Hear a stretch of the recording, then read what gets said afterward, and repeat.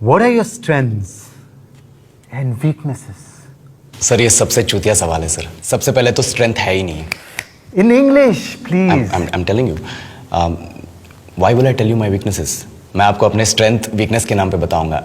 जैसे English. I am a perfectionist, मैं workaholic हूँ, मैं इनोसेंट। English. बैंक क्या लौड़े, क्या इंग्लिश इंग्लिश इंग्लिश लगा रखा है बे। 4 साल का था मैं जब मेरे पापा जबलपुर में किसी हलवाई के यहां काम करते थे। खुद तो कभी स्कूल गए नहीं, इसलिए अपनी गांड घिस घिस के मुझको स्कूल में भर्ती करवाया।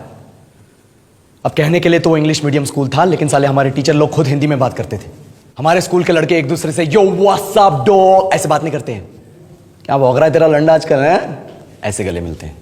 किसी तरह रट्टा मार मार के 10th तक पहुंचे तो पता चला कि जिंदगी में सफल होने के लिए एक ही तरीका है, और वो है इंजीनियरिंग। सब यही कहते थे, माँ बाप, टीचर लोग, गली का वॉचमैन भी हमसे पूछता था, और भैया कैसी चल रही है आपकी तैयारी, भग बेंचो तुमको क्या करना है।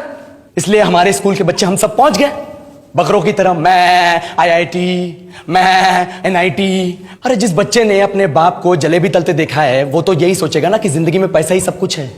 I did not choose this engineering life, sir, and neither did this engineering life choose me. It was shoved down my throat by my teachers while my hands were tied to my back by my friends and my parents watched in silence. और English सुनेगा तो मादरचोद तो सुन।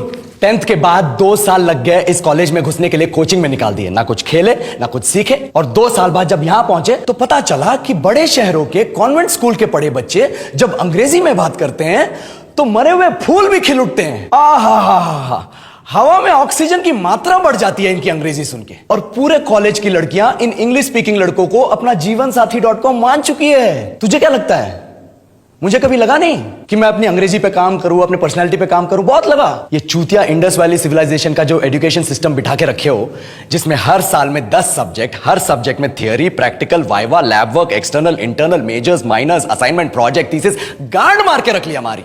महीनों तक नहाना भूल जाते हम लोग, और फिर हमारा परसेप्शन बना देते हो कि हम ऐसे ही रहना चाहते हैं। अबे साल में एक बार कल्चरल फेस्टिवल आता है, एक बार, उसके लिए भी प्रोफेसर से भीख मांगनी पड़ती है। अरे बिना इंग्लिश बोले, बिना लड़कियों से बात किए कौन गांडू रहना चाहता है वैसे?